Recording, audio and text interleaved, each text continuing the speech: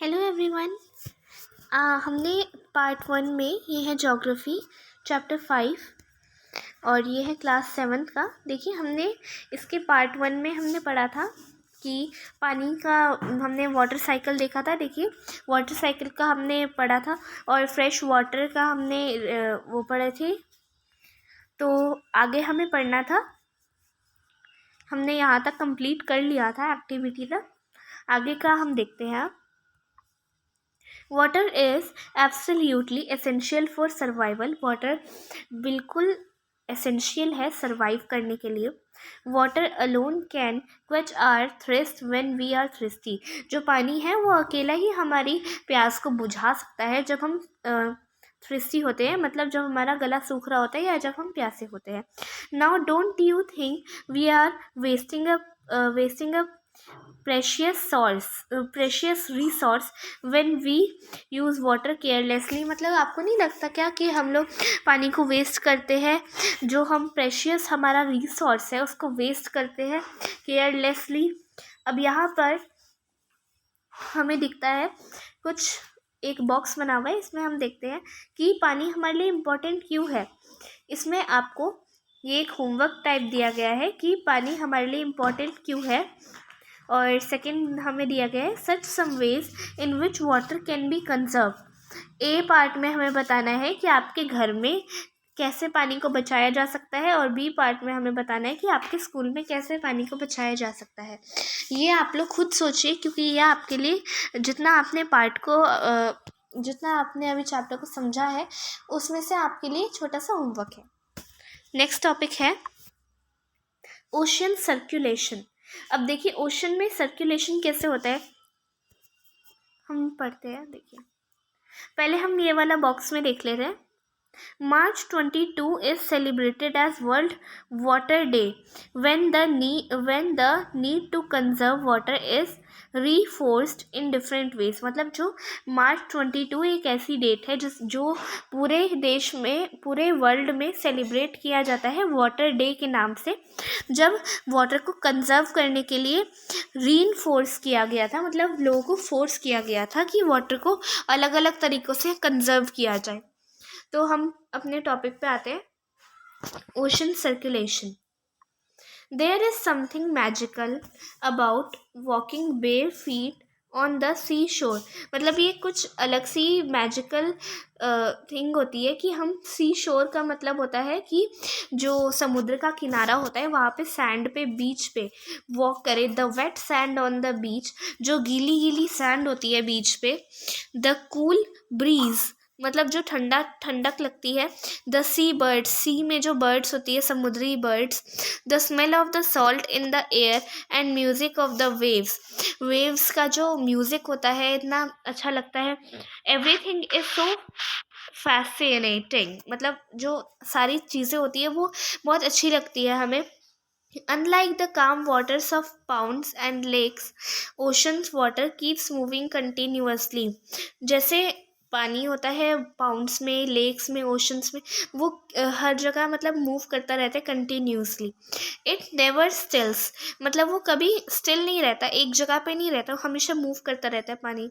The movement that occur in oceans can be broadly categorised as waves, tides and currents. अब देखिए इन waves को, मतलब जो ये मूविंग ऑफ वाटर आता है ना, उसको हम कैटेगराइज कैसे करते हैं, वेव्स, टाइड्स एंड करेंट्स। ठीक है। अब देखिए ये है पैसिफिक ओशन की एक इमेज हमें दिखाई गई है, ये वाली इमेज, ये पैसिफिक ओशन की इमेज है जिसमें हमें सैंड दिखाई गई है, ओशन दिखाया गया है और कुछ बोट्स वगैरह भी है। अब देखिए हम देखते हैं वेव्स के बारे में। हमने क्या पढ़ा था, वेव्स, टाइड्स एंड करेंट्स। अब हमें इन तीनों क्लासिफिकेशंस के बारे में पढ़ना है कि वेव्स की डेफिनेशन वगैरह सब हम देखेंगे। अब ये बॉक्स में देखते हैं। Waves are formed when winds scrape across the ocean surface. The stronger the wind blows the bigger the wave becomes. मतलब जब वेव फॉर्म होती है, वेव कैसे फॉर्म होती है, जब जो विंड होती है मतलब हवा होती है, वो जब स्क्रैप करती है ओशन के सरफेस को, जब वो अक्रॉस हो जाती है, जैसे ये ओशन का सरफेस है इसके अक्रॉस होती है जब वो, तो क्या होता है कि इसकी जो प्रेशर लगता है इस वजह से वेव ऐसे करके फॉर्म होती है। तो इस तरीके से वेव फॉर्म होती है, और जो वेव होती है उसके बारे में हम अभी और पढ़ते हैं। When you are playing through ball on the beach and the ball falls into the water, जब आप बीच पे बॉल से खेल रहे होते हैं तो जब बॉल पानी में गिर जाती है तो क्या होता है, it is fun to watch how the ball gets washed back to the shore by the waves. मतलब मज़ा आता है ये देख के कि कैसे बॉल दोबारा से समुद्र के किनारे पे आ जाती है। When the water on the surface of the ocean rises and falls alternately, they are called waves। जब मतलब पानी जो होता है वो राइज होता है इस तरीके से, इधर एक पिक्चर भी बनी हुई है आपको दिखाने के लिए। जैसे ये पानी राइज हो रहा है ये पानी, और ये फॉल होगा, उसको वेव्स कहते हैं। मतलब जैसे पानी राइज होके फॉल होता है ना, उसको वेव्स कहते हैं। आपको इधर ड्राइंग भी बना के दिखाई गई है। During a storm the winds blowing at very high speed from huge waves. जब तूफान आता है तो जो विंड्स होती है वो एक वेरी हाई स्पीड पे, बहुत हाई स्पीड पे ह्यूज वेव्स फॉर्म करती हैं। दीज में कॉज ट्रेमेंडस, मतलब ये बहुत ज़्यादा नुकसानदायक हो सकती है। An earthquake, a volcanic eruption, यानी कि वॉल्केनो भी इससे फट सकता है। और under water landslides can shift large amounts of ocean water as a result a huge tidal have called tsunami। मतलब इसका रिजल्ट क्या होता है, सुनामी। जैसे कि कोई वॉल्केनिक इरप्शन भी हो सकता है इसमें, और अर्थक्वेक भी आ सकता है। लैंडस्लाइड्स जो होती है, जो समुद्र के नीचे जो लैंडस्लाइड्स होती है वो शिफ्ट हो सकती है लार्ज अमाउंट्स में। और सुनामी का तो आपने नाम सुना ही होगा कि जैसे सुनामी आती है तो कितना नुकसान होता है। और जो सुनामी होती है ना वो हाई इतना हो जाती है कि ना वो 15 मीटर लंबी होती है दिखने में। इस form the largest tsunami ever measured was 150 metre. जो सबसे बड़ी सुनामी आई थी वो 150 मीटर की हाइट थी उसकी। These waves travel at a speed of more than 700 kilometre. ये जो वेव्स है वो 700 किलोमीटर पर घंटे की रफ्तार से दौड़ती है। The tsunami of 2004 caused widespread damage in the coastal areas of India। India में 2004 में जो सुनामी आई थी ना, उसने बहुत ज़्यादा कोस्टल एरियाज़ में डैमेज किया था। The Indira point in the Andaman and Nicobar island, जो इंदिरा पॉइंट था ना, इंदिरा पॉइंट अंडमान और निकोबार आइलैंड में, वो सबमर्ज्ड हो गया था सुनामी के बाद। मतलब इतना गंदा सा हो गया था कि उधर वो बिल्कुल भी कुछ नहीं बचा था। अब हम सुनामी के बारे में पढ़ते हैं। Tsunami or the harbor have struck havoc in the Indian Ocean on the 26 December 2004।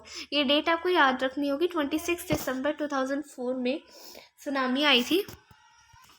इस पूरे में उस इंसिडेंट के बारे में बताया गया है कि हुआ क्या था। The wave was the result of the earthquake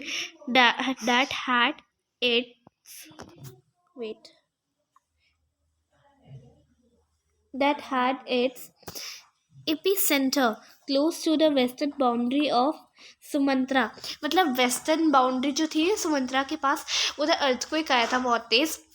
जो मैग्नीट्यूड था ना उसका, अर्थक्वेक का मैग्नीट्यूड जो वो था 9.0 ऑन द रिचर स्केल पे वो 9.0 था मैग्नीट्यूड।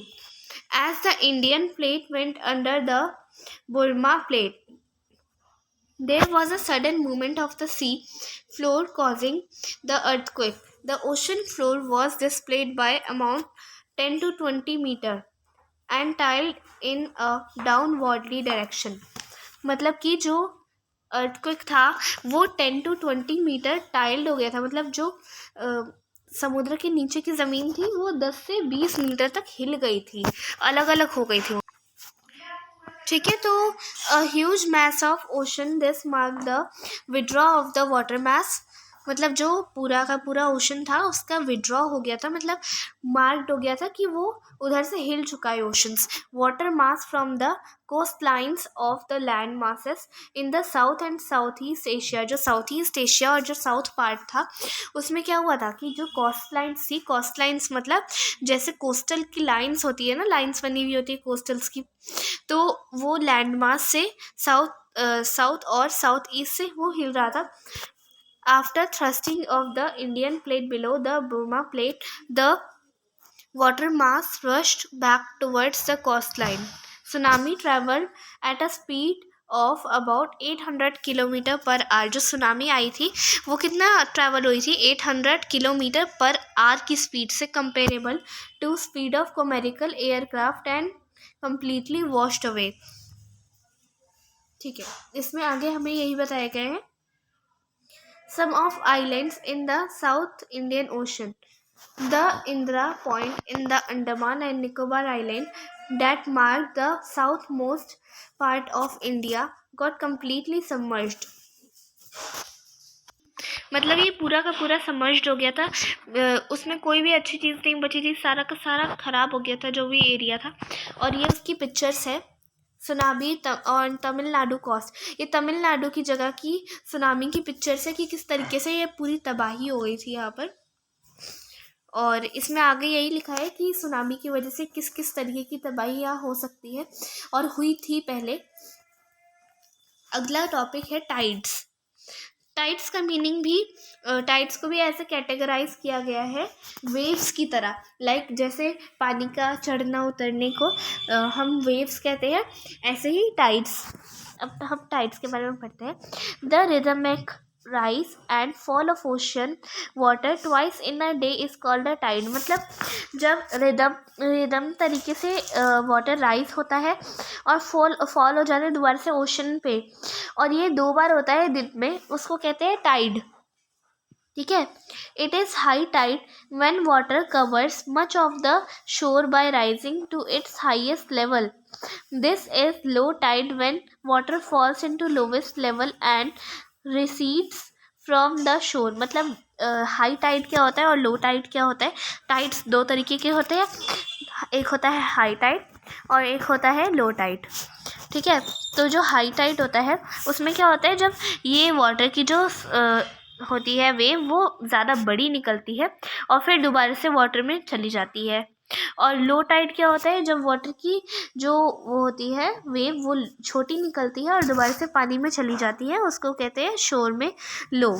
ओके, नेक्स्ट हम आगे बढ़ते हैं. ये हमें इसमें ग्रेविटेशनल पुल के बारे में बताया गया है कि the strong gravitational pull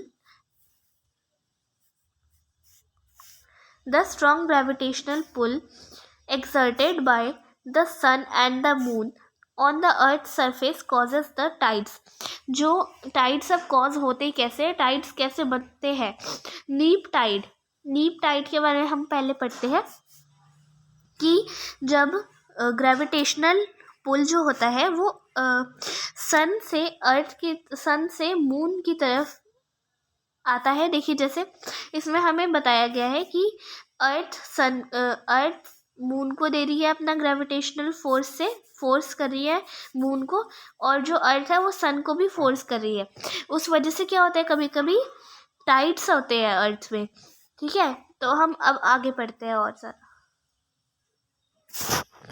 the water on the earth closer to the moon gets pulled under the influence of the moon's gravitational force and causes high tide. मतलब जब हाई टाइड कैसे होता है कि जब अर्थ जो होती है, जब मून पुल हो रहा होता है अर्थ की इन्फ्लुएंस में, मतलब अर्थ की प्रेजेंस में जब मून पुल हो रहा होता है ग्रेविटेशनल फोर्स से, तो वो हाई टाइड होता है. लेकिन जब during the full moon and new moon days, जब फुल मून डे होता है और न्यू मून डे होता है, नया चांद और पूरे चांद का जब दिन होता है, the sun the moon and the earth are in the same line. जो सन मून और जो अर्थ होते हैं वो सेम लाइन में होते हैं, तब सेम लाइन में होते हैं. तो क्या होता है, तो टाइड्स हाई हो जाते हैं। जैसे देखिए टाइड्स हाई हो जाते हैं जब सन, अर्थ और मून, देखिए ये अर्थ, मून और सन ये एक ही लाइन में है, तो ये अब हाई टाइड आएगा, सन, अर्थ और मून। क्योंकि ये जो मून है इसके लिए आज नए चांद का दिन है। नए चांद के दिन पे क्या होता है कि अर्थ में जो टाइड्स निकलते हैं वो हाई रहते हैं। These tides are called spring tides. In tides को spring tide कहते हैं। But when the moon is in its first and last quarter, जब moon, जैसे क्वार्टर का मीनिंग होता है, जैसे यहाँ पे देखिए ये चांद है, इसका जो क्वार्टर का मतलब बहुत छोटा, जब चांद बहुत छोटा निकलता है, the ocean water get drawn, जो ओशन का पानी होता है उसके डायगोनल के अपोजिट डायरेक्शन में हो जाता है। तो क्या होता है कि ग्रेविटेशनल पुल जो होता है जो सन से आता है, moon resulting in low tides, जब ग्रेविटेशनल फोर्स जब सन से आता है और मून हाफ निकला होता है या फिर मून बहुत ज़्यादा छोटा निकला होता है, तब क्या होता है कि जो टाइड्स होते हैं वो बहुत लो निकलते हैं। दीज टाइड्स आर कॉल्ड नीप टाइड्स। अच्छा, अब नीप टाइड्स होते हैं, नीप टाइड्स का मतलब जो छोटे टाइड्स होते हैं। देखिए ये रहे कुछ एग्जाम्पल्स टाइड्स। ये नीप टाइड्स का मीनिंग होता है छोटे टाइड्स, और स्प्रिंग टाइड्स का मतलब होता है बड़े टाइड्स। बड़े टाइड्स कब निकलते हैं, जब क्या होता है कि सन, मून और अर्थ एक ही लाइन में रहते हैं। पर छोटे टाइड्स कब निकलते हैं, जब मून अर्थ को अपना जब अर्थ दोनों को अपना ग्रेविटेशनल फोर्स दे रही होती है। उसके बाद हम क्या पढ़ते हैं, high tides help in navigation, they raise the water level close to the shores. जो हाई टाइड्स होते हैं वो नेविगेशन में भी हेल्प करते हैं, नेविगेशन का मतलब रास्ता दिखाने में, और क्योंकि ये हाई शोर्स, क्योंकि ये हाई लेवल होते हैं, क्लोज होते हैं शोर्स से। This help the ships to arrive at the harbour more easily, ये शिप्स को भी हेल्प करता है जल्दी से अराइव होने में, क्योंकि उनका हार्बर से मतलब जहाँ पे शिप्स को पहुँचना होता है वहाँ पे पहुँचने के लिए भी ये हेल्प करते हैं जो टाइड्स होते हैं। उसके बाद the high tides also help in fishing, जो हाई टाइड्स होते हैं वो फिशिंग में भी हेल्प करते हैं। Many more fish come closer to the shore during the high tides, जो बहुत सारी फिशेस होती है ना वो ना हाई टाइड्स में ना पानी में मिल के आ जाती है शोर्स पे। शोर का मतलब होता है पानी का जो समुद्र का किनारा। This enable fishermen to get a plentiful catch.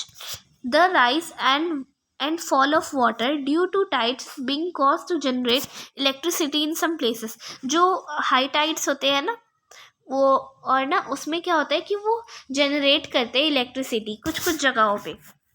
उसके बाद आपको एक और एक्टिविटी दी गई है, fill 3/4 of a bucket with tap। आपको क्या करना है कि बकेट का 3/4 पार्ट जो होता है उसको नलके के पानी से आपको डाल लेना है।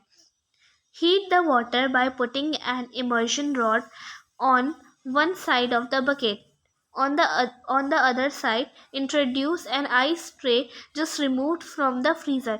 ये आप किसी बड़े की हेल्प से कीजिएगा, क्योंकि ये इसमें आपको इमर्जन रॉड लगानी है उस एक साइड पे, और दूसरी साइड पे आपको जैसे ही फ्रीज़र से निकली आपको बर्फ़ की ट्रे लेनी है, और उसमें आपको क्या करना है, add a drop of red ink to observe the path of current by the process of convection. मतलब आपको क्या करना है कि उसके अंदर रेड कलर की इंक की ड्रॉप डालनी है ताकि आप देख सकें उसका वाटर करंट इमर्शन। ठीक है, इससे जो आपको ऑब्जर्वमेंट होगी ना वो ही होती है water currents. Water currents are streams of water flowing constantly on the ocean surface in definite directions. अब देखिए इसको हमें हाईलाइट करना है क्योंकि ये बहुत इम्पोर्टेंट है। हाँ जी, यहाँ से डायरेक्शंस तक, ठीक है। उसके बाद the oceans currently may be warm और कोल्ड। जो ओशंस है वो करेंटली मतलब अभी अभी वार्म हो सकते हैं या ठंडे हो सकते हैं। Generally the warm oceans currents origin originate near the equator and move towards the poles. जो गर्म ओशंस होते हैं ना वो इक्वेटर की ना ज़्यादा मूव करते हैं, जो इक्वेटर होता है उसके पास मूव करते हैं और पोल्स के पास. The cold currents carry water from polar और हायर लैटिट्यूड्स टू ट्रॉपिकल और लोअर लैटिट्यूड्स. जो पोलर कोल्ड करेंट्स होते हैं ना वो क्या करते हैं, पानी को पोलर या फिर हायर लैटिट्यूड्स में लेके जाते हैं टू ट्रॉपिकल और लोअर लैटिट्यूड्स तक. ट्रॉपिकल और लोअर लैटिट्यूड्स तक वो लेके जा सकते हैं. The Labrador ocean currently is cold current while the gulf stream is a warm current. इसमें ना हमें दो ओशंस के बारे में बताया गया है, एक है लैब्राडोर ओशन, दूसरा है गल्फ स्ट्रीम. जो लैब्राडोर ओशन होता है वो जब ठंडा होता है ना तो गल्फ स्ट्रीम ओशन जो होता है वो गर्म होता है. The ocean current influence the temperature conditions of the area. जो ओशन होता है ना वो टेम्परेचर का बताता है, एरिया का टेम्परेचर बताता है ओशन कि एरिया का भी टेम्परेचर कैसा है, उस हिसाब से उसका टेम्परेचर रहता है ओशन का. Warm currents being about warm temperature over land surface. जो जैसे लैंड सरफेस का अगर टेम्परेचर होगा वार्म तो फिर क्या होगा कि जो ओशन होगा ना उसका भी टेम्परेचर वार्म ही रहेगा. लेकिन जब अगर कोल्ड होगा टेम्परेचर जो होगा तो लैंड का और सी का टेम्परेचर सेम ही रहेगा. The areas where the warm and cold currents meet provide the best fishing grounds on the world. मतलब जैसे इसमें आपको दिखाया गया है ओशन के करेंट्स, एक बार देख लीजिए. ये रेड का मतलब है वार्म और ब्लू का मतलब है कोल्ड. तो देखते हैं यहाँ से यहाँ तक पूरा का पूरा जो है कोल्ड करेंट्स रहता है ब्लू वाले, ये देखिए. और जितने भी आपको रेड कलर के एरोज दिख रहे हैं वो सारे हैं वार्म करेंट्स. और जो वार्म करेंट्स और जहाँ पे कोल्ड करेंट्स मिलते हैं ना वो जो एरिया होता है वो फिशिंग के लिए बेस्ट रहता है. Seas around Japan and the eastern coast of North America are such examples. जो सीज अराउंड जो जापान और ईस्टर्न कोस्ट है ना नॉर्थ अमेरिका का, उसमें सच एग्जाम्पल दिखाए गए आपको. The areas where are a warm and cold current meals also experience foggy weather making it difficult for navigation. मतलब जैसे जो कोल्ड करेंट्स होते हैं ना वो जब मिलते हैं तो वो एक्सपीरियंस करवाते हैं foggy weather making it difficult for navigation. जो कोल्ड करेंट्स होते हैं वो डिफ़िकल्ट बनाते हैं नेविगेशन के लिए, क्योंकि वो क्या करते हैं कि चीज़ों को फॉगी बना देते हैं, वेदर को फॉगी बना देते हैं. तो ये आपका चैप्टर कंप्लीट हो चुका है. अगर आपको वीडियो अच्छी लगी हो तो लाइक कीजिए, चैनल को सब्सक्राइब कीजिए. Thank you so much.